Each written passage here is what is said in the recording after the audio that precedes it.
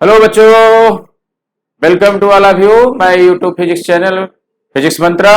और हमेशा की तरह आज हम एक नए टॉपिक के साथ आपके सामने हैं और बहुत ही इंटरेस्टिंग टॉपिक है। और कह सकते हैं कि वो टॉपिक जो कि आगे भी जो है इट मीन्स न्यूमेरिकल प्रॉब्लम के साथ साथ या कह सकते हैं कि वो हमारा एक फंडामेंटल टॉपिक है और जो चैप्टर का एक बेस प्रोवाइड करता है। अब वो टॉपिक है Newton second laws of motion.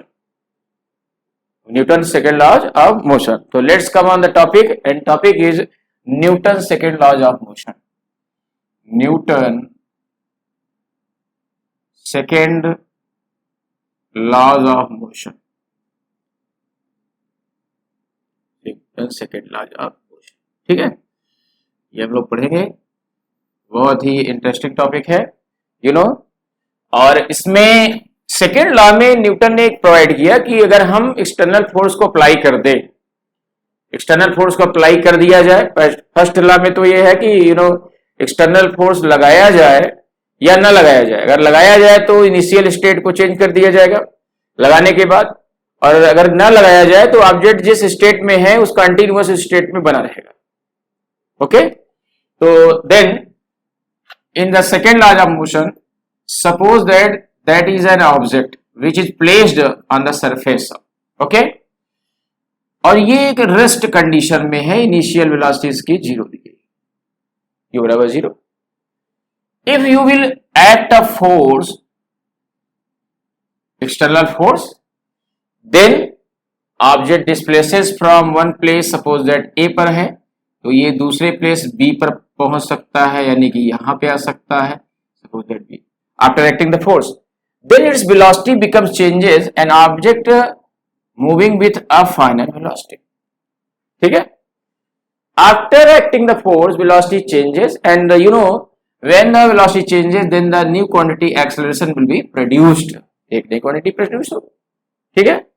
And object have a mass m and after acting the force, object mass तो वही रहेगा, mass तो चेंज होगा नहीं, बट पोजीशन बदल जाएगी। पोजीशन बदलने की अवस्था में वेलोसिटी भी बदलेगी और ऐसी कंडीशन में एक्सेलरेशन प्रोड्यूस होगा इन अ टाइम t, ठीक है। तो then you can say that force लगने के बाद वेलोसिटी में चेंजिंग आई और एक्सेलरेशन प्रोड्यूस हुआ।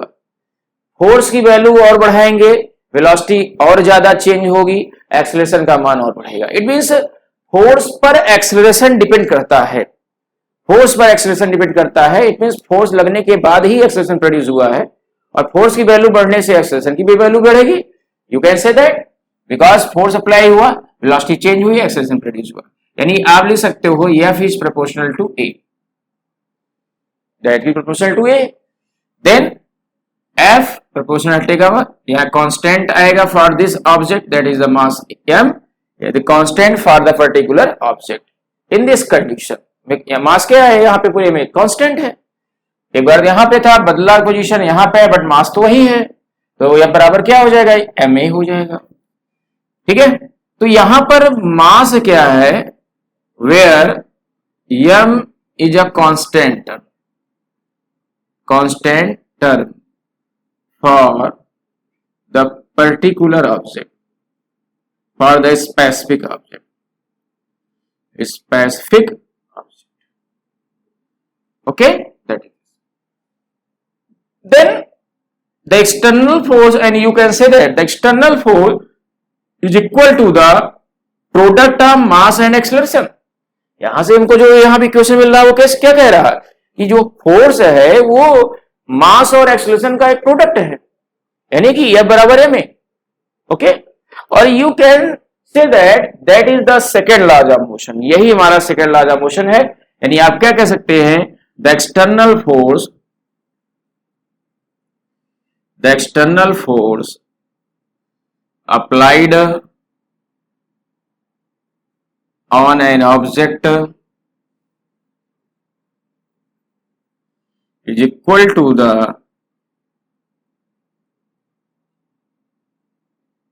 product of mass and acceleration। Acceleration, ठीक है, product of mass and acceleration, that is the second law of motion, या बराबर एम ए। ओके, तो ये जो फार्मूला है ये फोर्स का एक फंडामेंटल फार्मूला है, बेसिक फार्मूला है, और कह सकते हैं that is the base of this chapter. तो यहां पर फोर्स का फार्मूला आया क्या, F बराबर एम ए, और by this formula you can find the unit of force. Unit क्या आती है, kg metre per second square, जिसको जो है न्यूटन के ऑनर में इसको कहा गया न्यूटन, सिंबलिकल क्या दिखाते हैं एन से, तो यूनिट क्या है न्यूटन। सीजीएस में मैंने बताया था इसको, इस यूनिट क्या आएगी डाइन, और सिंबलिकल क्या दिखाते हैं डी से दिखाते हैं, और दोनों में क्या रिलेशन आता है, 1 न्यूटन इक्वल टू 10⁵ डाइन, ठीक है, ये हम लोग स्टार्टिंग में बात किया था, ठीक है, इतना हो गया था। बट दैट स्टूडेंट, न्यूटन जो सेकेंड लॉ ऑफ मोशन है इसका एक दूसरा फॉर्म भी है, another form, and how can you represent that, कैसे इसको हम दिखाएंगे, तो लेट्स सी दैट कैसे इसका एक दूसरा फॉर्म रिप्रेजेंट करेंगे। आई थिंक दैट डेफिनेशन हो गया होगा, लिख लिए होंगे ये स्टेटमेंट जिसका सेकंड लॉ का, ठीक है, तो इसके सेकंड फॉर्म की बात करते हैं, यहीं से शुरू करते हैं। चलिए इसको मैं रफ कर दे रहा हूं, ठीक है, let's see second form. Second form का मतलब है कि ये जो बराबर एम में लिखा है इसको हम दूसरे रूप में भी लिख सकते हैं। कैसे, देखिए यहां पे लिखा है या बराबर एम ए, तो देन इसको क्या बदल सकते हैं, एम ए को क्या लिख सकते हैं, change in velocity upon time, ठीक है, दैट इज, एंड यहां पर क्या मिलेगा, F equal to M V minus M U upon time T. अच्छा, यहां पर एक चीज ये बताने से पहले हम यहां पर मोमेंटम की जानकारी आपको देंगे, एक नई क्वांटिटी जिसको हम मोमेंटम कहेंगे, मोमेंटम, और इसका मतलब होता है, इट मीन्स मास के साथ वेलोसिटी जो है इंक्लूड करना। अगर आप every object have mass, but अगर हम उस ऑब्जेक्ट को वेलोसिटी प्रोवाइड कर दें तो ऑब्जेक्ट में क्या उत्पन्न हो जाएगा, मोमेंटम हो जाएगा, उत्पन्न हो जाएगा। इट मीन्स इसका जो डायरेक्ट मीनिंग है वो है quantity of motion, quantity of motion, that is the quantity of, ठीक है, quantity of motion. It means momentum की जो डेफिनेशन है कि मोमेंटम को पी से दिखाते हैं, मास के साथ साथ वेलोसिटी है होनी चाहिए, it is product of mass and velocity is called momentum. If an object travel with initial velocity u, then initial momentum क्या होगा, mu। if an object travel with final velocity v, अगर final velocity travel कर रहा है तो momentum क्या आएगा, final momentum p2 बराबर mv आएगा।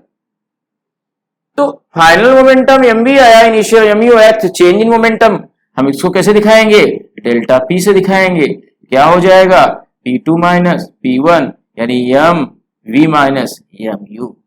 ओके, यहां तक हमको बताना था क्योंकि सेकंड लॉ को सेकंड फॉर्म रिप्रेजेंट करना है, तो ये जरूरी था। अगर हमारा इनिशियल वेलोसिटी u है तो मोमेंटम क्या होगा, mass into velocity M U, और अगर जो है फाइनल वेलोसिटी से ट्रेवल कर रहा है तो मोमेंटम क्या आएगा, एम वी आ जाएगा। कितना मोमेंटम परिवर्तन हुआ, क्या चेंजिंग आई, तो फाइनल में से इनिशियल को माइनस कर देंगे तो एम वी माइनस एम हो जाएगा। अब इसी को हम यहां पर देखेंगे, एम बराबर हो जाएगा एम बी, जो लिखा है फाइनल वेलोसिटी है तो फाइनल मोमेंटम होगा, और फाइनल मोमेंटम के लिए P2 हमने लिया है तो P2 हो जाएगा, और ये इनिशियल वेलोसिटी है तो इनिशियल मोमेंटम होगा, क्या हो जाएगा, P1, that's clear, upon time t। Okay, then that is the change in momentum, जिसको हम डेल्टा p कहेंगे, और इसके रेस्पेक्ट टाइम क्या होगा, डेल्टा t हो जाएगा, ठीक है।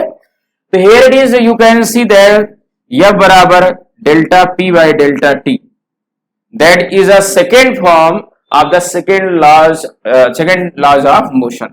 second laws of motion क्या है इक्वेशन, F बराबर में external force equal to the product of mass and acceleration, और इसी को हमने इस तरह दिखाया, F बराबर rate of change of momentum. तो आप क्या लिख सकते हो, external force applied on an object is equal to the rate of change of momentum. इसको क्या कहेंगे हम, rate of change of momentum, rate of change of momentum. Okay students, तो आई थिंक दैट ये आपको क्लियर हो गया होगा कि हमारा जो सेकेंड लॉ ऑफ मोशन है उसका जो दूसरा रूप है वो external force rate of change of momentum के बराबर होता है। तो that is the second form of the second law of motion. और एक नई क्वांटिटी यहां पे सीखने को मिली, वो है मोमेंटम।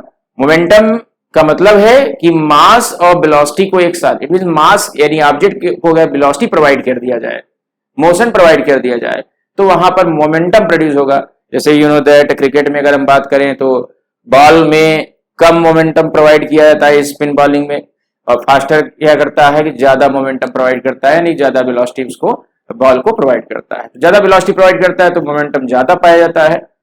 और स्पिन बॉलिंग में क्या है कि वहां पे बॉल को कम अगर जो है वेलोसिटी दिया जाता है तो वहां पे बॉल क्या करता है, कम मोमेंटम लेता है, कम मोमेंट करते घूमता है।